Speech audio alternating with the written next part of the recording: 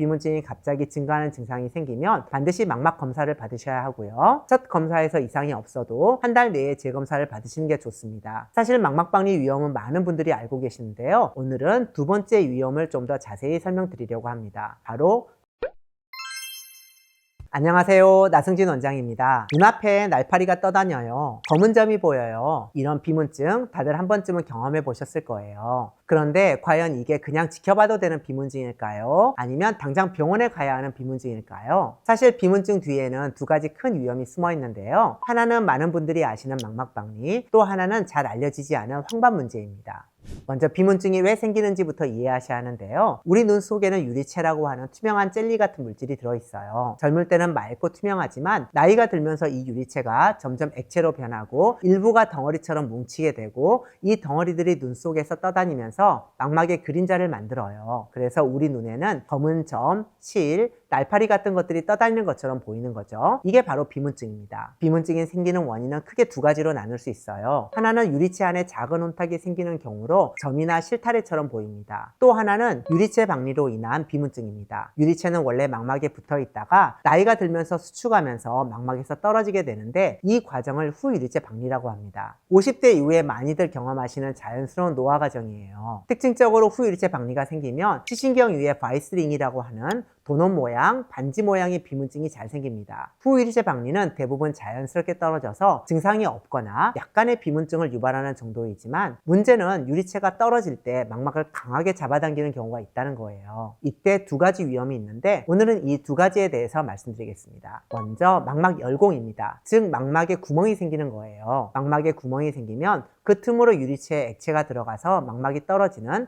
망막박리로 진행할 수 있습니다. 망막박리는 실명까지 갈 수 있는 심각한 상황이기 때문에 응급수술이 필요하죠. 실제 사례 하나를 보여드릴게요. 50대 환자분이셨는데 원래 고도근시로 비문증이 있으셨어요. 그런데 한 달 전에 비문증이 더 증가했는데 검사를 못 하셨습니다. 그 사이에 망막에 구멍이 생겼고 그 구멍을 통해 망막이 떨어지기 시작했어요. 다행히 응급으로 유리체 절제술을 받으시고 망막이 잘 붙었지만 만약 조기에 발견했다면 레이저 치료만으로도 간단하게 해결할 수 있었을 거예요. 따라서 이렇게 비문증이 갑자기 증가하는 증상이 생기면 반드시 망막 검사를 받으셔야 하고요. 첫 검사에서 이상이 없어도 한 달 내에 재검사를 받으시는 게 좋습니다. 후유리체 박리가 완전히 진행되는데 시간이 걸리기 때문에 처음에 괜찮아 보여도 나중에 열공이 생기는 경우가 있거든요. 사실 망막박리 위험은 많은 분들이 알고 계시는데요. 오늘은 두 번째 위험을 좀 더 자세히 설명드리려고 합니다. 바로 유리체 황반 견인입니다. 황반은 우리 망막의 중심부로 시력의 가장 중요한 부분인데 유리체가 수축하면서 이 황반을 계속 잡아당기게 됩니다. 마치 반창고를 뗄 때 피부가 딸려오는 모습을 생각하시면 되는데요. 유리체 황반 견인의 가장 큰 문제는 시간이 지나면서 황반 온공으로 진행할 수 있다는 거예요. 황반에 구멍이 뚫리는 거죠. 그렇게 되면 시력이 떨어지고 사물이 찌그러져 보이는 변시증이 생깁니다. 그럼 실제 환자분들 사례를 보면서 더 자세히 설명해 드릴게요. 60대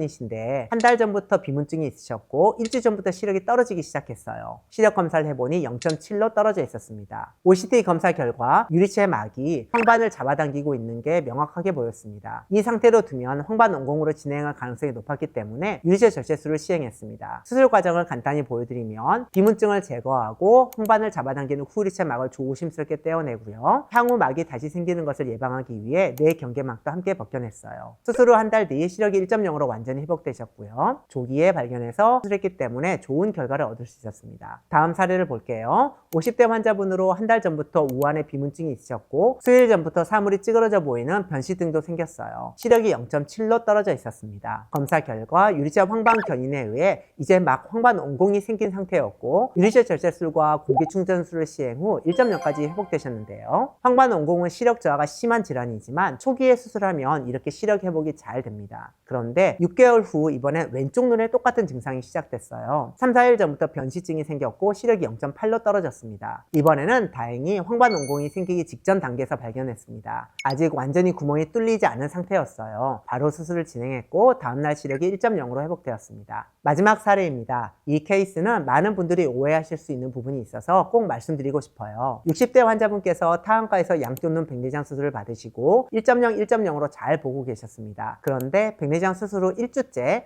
갑자기 왼쪽 눈이 가려져 보이고 사물이 구부러 구부러져 보이는 변시증이 생겼어요. 본원으로 의뢰되어 오셨는데 검사해보니 유리체 황반 견인에 의한 황반 옹공이 생긴 상태였습니다. 이때 백내장 수술 잘못된 거 아니에요? 이렇게 생각할 수 있는데 그렇지 않아요. 백내장 수술과 후유리체 박리 그리고 유리체 황반 견인은 완전히 별개의 문제이거든요. 우연히 시기적으로 겹쳤을 뿐이에요. 응급으로 당일 유리체 절제술과 공기충전술을 시행했고 3개월 후 시력은 1.0으로 다시 회복되었습니다. 이렇게 황반 옹공도 망막박리처럼 조기에 수술하면 좋은 시력을 회복할 수 있습니다. 비문증은 대부분의 경우 걱정하지 않으셔도 됩니다. 하지만 비문증이 갑자기 많이 증가하거나 번쩍이는 빛이 보이거나 시력이 떨어지거나 사물이 찌그러져 보이거나 시야의 일부가 가려져 보인다면 이런 증상들은 망막열공, 망막박리 또는 유리체 황반견인, 황반옹공의 신호일 수 있어요. 그런 경우 조기에 발견해서 레이저나 수술로 치료하면 좋은 결과를 얻을 수 있습니다. 늦게 오시면 시력 회복이 안 되니까요. 궁금한 점이 있으시면 댓글로 남겨주세요. 감사합니다.